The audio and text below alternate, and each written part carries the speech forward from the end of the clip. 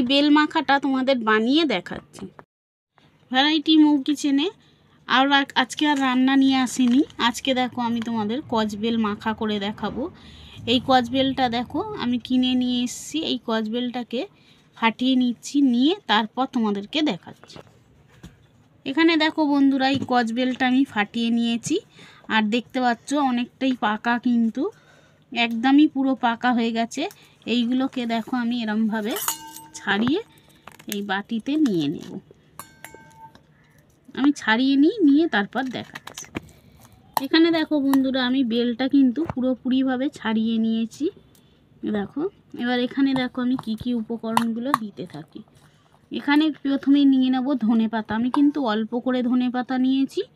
আর এখানে একটা কাঁচা লঙ্কা কুচি নিয়েছি, এগুলো এর মধ্যে দিয়ে দিচ্ছি।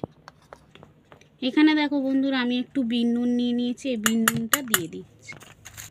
এখানে দেখো বন্ধুরা, আমি চিনির গুঁড়ো দিচ্ছি। তোমরা চাইলে কিন্তু গোটা চিনিটাও দিতে পারো। এখানে দেখো আমি একটা গন্ধরাজ লেবু নিয়েছি, এই লেবুটা একটু দিয়ে দেবো এর সাথে। এখানে দেখো বন্ধুরা, আমি বেলটা কিন্তু ভালোভাবে মেখে নিয়েছি।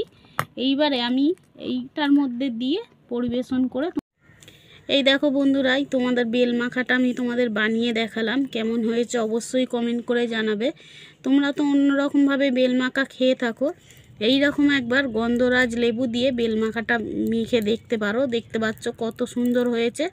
আর একবার কিন্তু এরকম মেখে খেয়ে তোমরা দেখতে পারো। আর যদি এই রেসিপিটা একটুও ভালো লেগে থাকে তাহলে লাইক, কমেন্ট, শেয়ার, সাবস্ক্রাইব করে দিও। তোমরা সকলে সুস্থ থাকবে, ভালো থাকবে। আবারও একটা নতুন রেসিপি নিয়ে চলে আসবো। আজকের মতো টাটা।